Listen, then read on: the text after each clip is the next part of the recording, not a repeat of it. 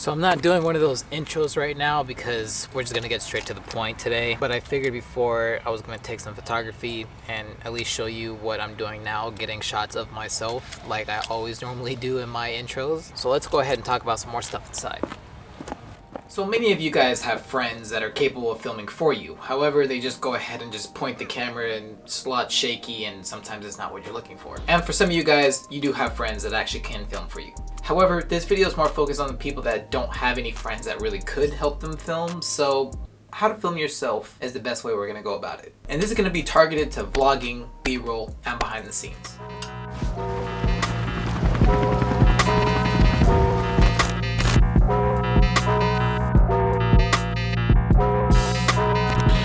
What's up everybody, my name is Ty, but you can call me Tyski. If you're new to my channel, I am a content creator that's going to be a full-time YouTuber along with in the industry if possible. This channel is going to all talk about filmmaking, whether it's going to be tutorials, photography, video, editing on softwares, specifically Final Cut Pro. Everything film related, that's going to be this channel. And if you're about that, go ahead and subscribe. But don't forget, hit the bell notification. So me personally, I like to be like a lone wolf when it comes to my films. Now, I'm not saying that I'm always going to be alone. I'm always not going to have anybody to help me, but let's just be honest. There's not a lot of times that I could get people to come help me get my films and the specific shots that I like to do for myself.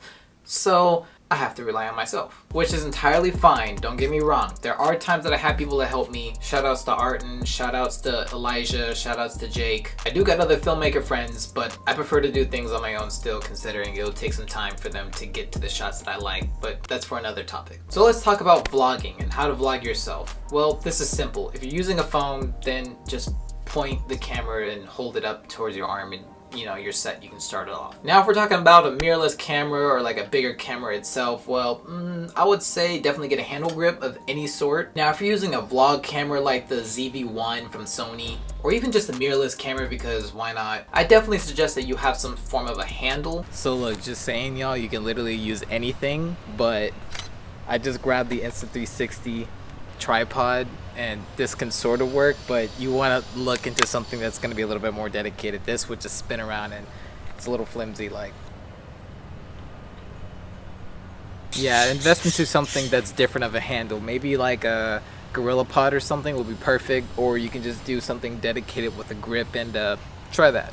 Now I know like the vlog cameras would already have a whole preset combo pack where you can just vlog with that, which is perfect because when you're vlogging yourself, you honestly want to be able to extend your arm and have a full shot of you. If anything, the millimeter size should be about like less than 25. I would specifically go with 16 millimeter. That's probably the widest and best. But I know if you have one of those vlog cameras, they usually tend to stop at roughly 16 mil. I don't know, that's something you'd have to invest in. So here's the second part that we're gonna talk about, which is gonna be B-roll. Now how to get your own B-roll is gonna be very simple. However, I have way in-depth detail about it right here at this icon right here, which is gonna be how to do better B-roll. Of course, that icon is right there if you're watching this on computer, tablet, or mobile. But a very brief summary about that is, as long as you can set your camera down and do at least one shot of you doing something without having that camera in your hand, that's going to set its purpose up perfectly straight, and that should be easy for B-roll by yourself. Going to the third one, which is going to be vlogging BTS, or behind the scenes. So when you're filming behind the scenes, it's usually because you're doing a task of filming something. Or you know what? It's not even that you're filming anything, it's the fact that you're setting up something. It's the process of how you did something. So here's a good example. I had a family member that contacted me that they needed some video work for their product. So I agreed and I decided to help them. As I can get these shots over for them like this, I also had my Insta360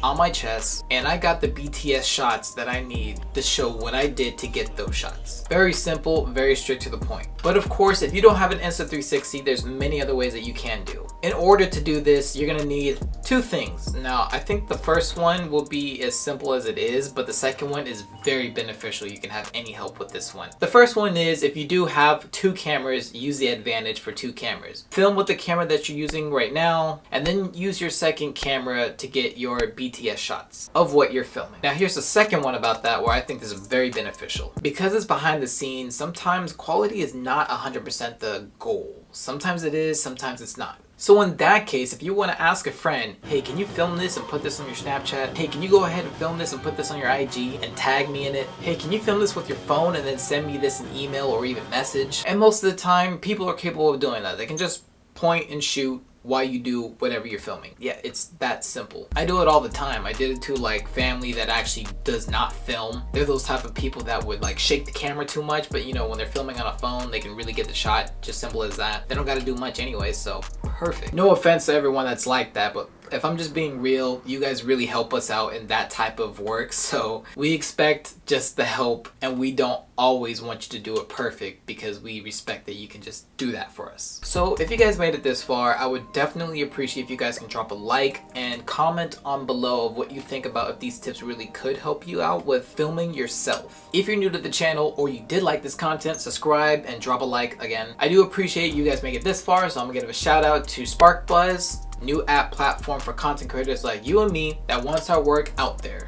and not pushed by algorithms. And a quick thank you to my homie Jay Illa for making the intro and outro music and sometimes music in between. Now that you have these tips, I hope this video was simplified for you guys to understand some basics about filming yourself. I'm gonna do my best to grow this channel and make it a lot more bigger than what it should be, so I'm happy for that. Again, if you like my content, subscribe to my channel. Alright, that's gonna be all guys, and I'll see you guys in the next video.